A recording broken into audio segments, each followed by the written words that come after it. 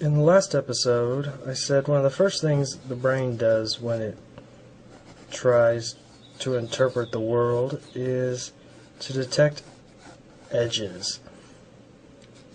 And I gave an example of how to sketch an edge. So here I'm just sketching the edges of something essential to every portrait, and that is the lips. Now, as you can see, this is the outline of a lips, and often when we think of the edges of an object or a thing, we associate those edges with the outline.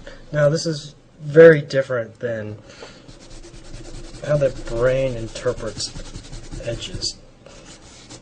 To the brain, the edges are created by boundaries of contrast.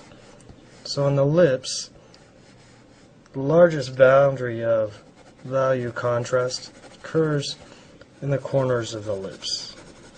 And where the two lips meet,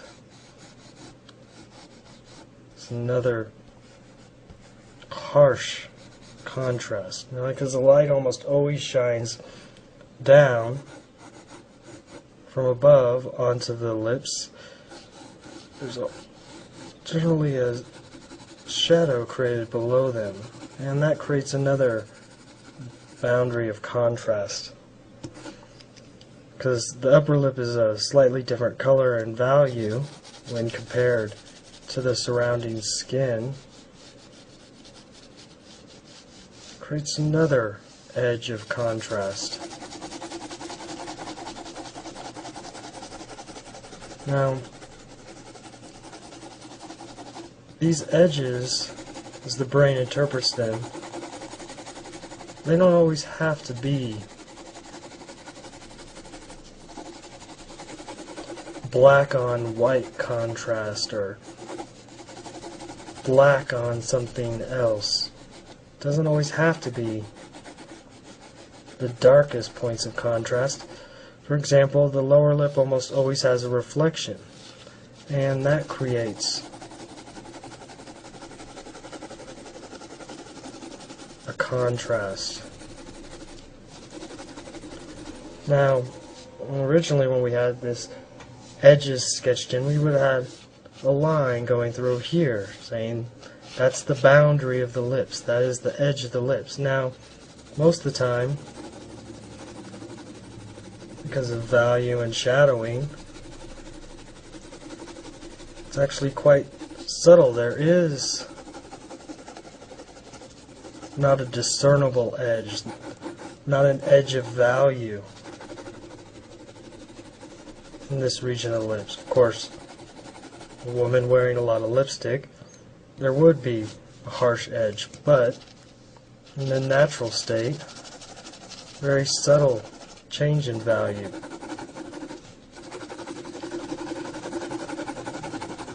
So the edges that we think of, the outline edges, are actually something quite different than the edges as the brain interprets them. Now, because sight is so integral into how we perceive reality, it's often difficult to remember that sight is just another sense, like touching or smelling.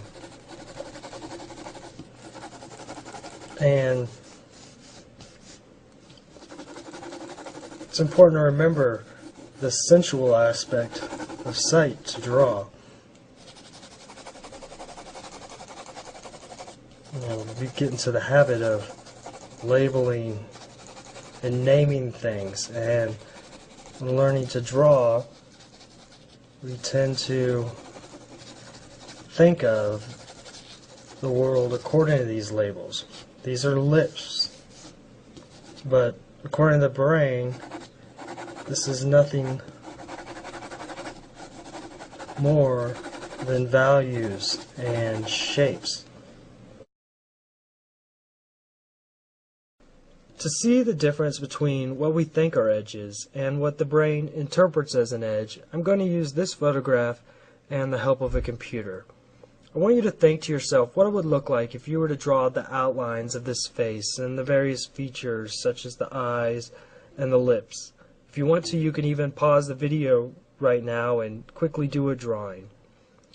Now I want you to pay particularly close attention to the left side of this picture, where one would assume there should be an outline or an edge of the jawline, but you can't see it because it's lost in a very dark shadow. Now take a look at this picture after it's been run through a popular Photoshop filter called Find Edges. This gives you an idea of what the brain is doing as it senses these edges. It's sensing what I like to call value shapes. That's the next level of how the brain sees, is it's grouping these edges into shapes of value. Now these aren't shapes like triangles or squares or circles. These are very indescribable shapes. But if you can begin to recognize and see these value shapes, it'll make drawing what you see much easier. To help to learn to see value shapes, I put together a set of 4 exercises, and they're very easy. Just print them out on your printer. You can find the address here, or there'll be a link over there on YouTube. I'm going to start the first one here with you. Now, we're going to be using these exercises in the next episode too, building upon what we start here. So it's very important that you actually have your paper laid out with a bounding box that's 8 by 10 inches. Now you can either measure it out, or just a real quick way, if you don't feel like doing that, just lay your paper over the top of it and mark the corners off of it. Grab your ruler and just connect the lines.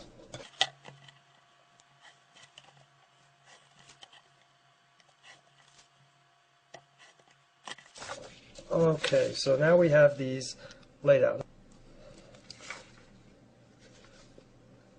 Now if we look at this exercise, it's real blurry, hard to make out any value shapes.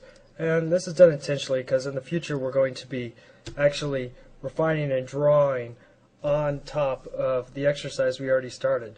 But as a starting point, what we're looking for is roughly areas that have a similar value. And I'm just going to draw on this, and I see a shape that looks something roughly like this. Now everything inside this shape has a value, say equal to value of 5 or higher. So everything is either inside here is either 5 or darker. So I'm just going to set this aside. Now the reason we're getting a rough value here is that we want to start out lighter. So we can either kind of just sketch in this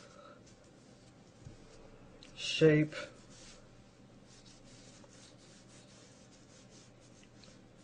or you could just start shading it in.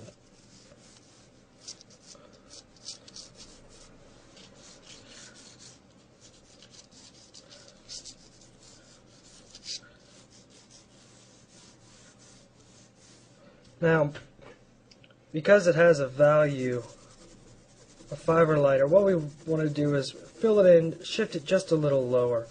We'll want to fill in this shape with, say, a value of 4. Now, we'll see why this is important later on. But just to start out, get this shape kind of started in.